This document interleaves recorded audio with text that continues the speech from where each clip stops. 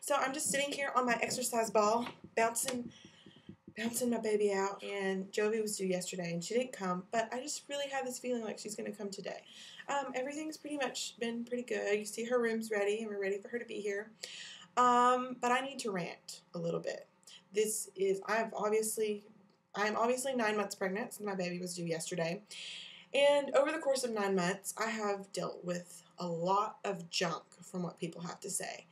And I wouldn't say anything, but I realized there are a lot of other people, a lot of other women like me. And yeah, I just call myself a woman, which is really weird because I'm 23, which I just turned 23 3 days ago. And I'm glad she wasn't born that day either. So she can have her own birthday and I can have my own birthday. But yeah, I'm 23 and I've dealt with a lot of stuff of what people have to say. And they say it in a way that they think they're being helpful or supportive, but they're not. What you're saying is not being supportive or helpful at all. So I felt like it would be okay for me to rant about all the things that people have said to me over the last 9 months. Actually, like last 7 months, because we didn't tell anyone until I was like, I don't know, like 9 or 10 weeks pregnant, which people got offended about, by the way. Okay, it's like normal to not tell people you're pregnant till like the second trimester, so you have no business getting offended because I didn't tell you I was pregnant the second that the little pink line showed up on the pregnancy test. So just get over it, really. But so I'm just going to rant for a minute about a few things that have just really frustrated me, made me cry, because I think that you need to know what you're saying is rude and it's not helpful and it's discouraging. And this is how you make people feel when you talk like this. So just shut up and listen for a minute. Number one, we are going to cloth diaper. Get over it. You may have this big preconception in your head that, I'm going to, the first day I'm going to hate it because I'm going to get up at 2 o'clock in the morning and wrap a fabric napkin around my baby and put rubber panties on her. That's not how it works. What they look like. They're super cool. They're awesome. They're functional. And it's all like one thing, okay? It's not like 15 different pieces. And yeah, I'm going to have to wash it, but I have 32 of them. It's possible, but it's highly unlikely that I'm going to have to change her 32 times in one day. So yeah, I'm going to have to wash them, but I'm going to save a lot of money. And if you want to know why we picked cloth diapers, it's not because I'm trying to save the world or anything, because I'm definitely not. I think, I think we should be responsible with what God gave us, but I think the world's going to be around until the Lord comes back. So it's not because I'm trying to save the world or I'm a hippie or whatever. It is literally because of two reasons. Because of the health of my child, and look it up. I have researched everything. You don't need to be critical of me when you're ignorant to the information. You don't know. You don't know all the research that I've done on these diapers. So you have no business being critical of me because I'm going to do cloth diapers. And you're almost acting like I'm being irresponsible for being responsible. Seriously, just shut your mouth because you sound really stupid. Okay? I've done so much research on these diapers. And I have two reasons. One, my child's health. And two, our finances. My husband and I are striving to be debt-free. We are currently not debt-free. Our house has a mortgage. It's not a very big mortgage. It is within our means, but it is a mortgage and it is debt, and we owe a man, and we don't want to owe a man the rest of our life. But yeah, we have a mortgage and we want to be debt-free. So yes, my baby will be coming home. It's 2012, by the way. Don't know when you're watching this video. But our baby will be coming home in a 1994 luxury car that is paid for. It is debt-free. And one day I will have a new vehicle, but my child is not going to be deprived of because she came home from the hospital in a 1994 car. Okay? She's going to be okay. So, and one of the biggest reasons we decided to do cloth diapering is because we're going to save $1,000 per year per child. $1,000 per year per child. So if you had twins, from the time that they're born until they're potty trained, you're going to save $4,000. That's a lot of money for me. It may not be a lot of money for you, but it's a lot of money for me. Okay, moving on to nursing. I've decided that I'm going to nurse, and I want to nurse until our child is between 9 months and 1 year. And you may think that's ridiculous because, well, that's just not necessary, honey. You know, you're going to have to nurse in public, and that's just not appropriate. Oh my goodness. The Lord made us to nurse.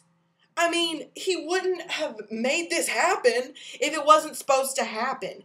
And that is literally what is in the best interest of my child and me, of both of our health. It's in what's her best interest and what's going to make her the most healthy. And it's what's going to help me lose a bunch of pregnancy weight. It's going to help me be healthier too. So, yes, and I will breastfeed in public. I'm not going to pop my boob out at a restaurant so everybody can see it. I'm going to be decent. I don't even wear clothes that come up past my knee. And you think that I'm going to be indecent because I'm going to breastfeed in public. It's natural. It's the way that God designed us. And I'm sorry if you don't think that that's proper or fancy or whatever, but it's going to happen. So just get over it. I am going to pump, however, and that's only because I do Sunday morning children's church, and it's not going to work out if the nursery workers are having to bring my child to me all the time, and I can't like walk around with a kid hanging from my boob and be teaching 50 kids. So no, yeah, I do plan on pumping, but it's in the best interest of my child and me, and I'm not going to be embarrassed. Okay, yeah, I want to teach my child baby sign language, and you may think that's impractical. Why is me being responsible? Why is doing something that's good for my child being irresponsible? Why are you treating me like that? Okay, I really, like I said earlier, I have this feeling that my kid's going to be born today.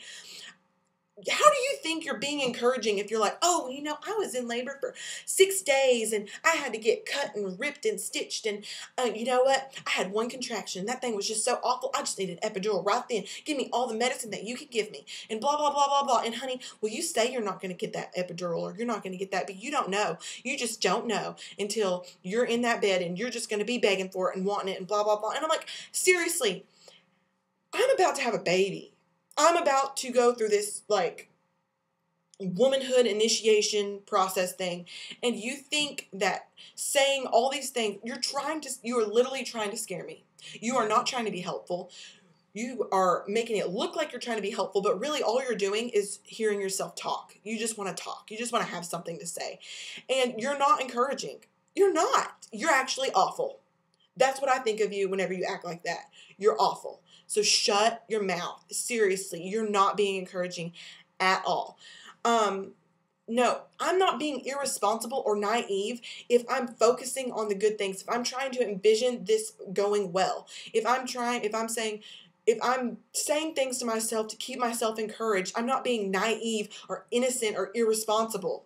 That's what the Bible says to do. That's what all the psychology books say to do, to focus on something, to imagine it in your mind a certain way, to speak good things. The Bible says to speak of things that are not as though they are, to have faith, to have a vision for the future. So I'm not being naive or irresponsible if I'm speaking faith and I have a vision for the future.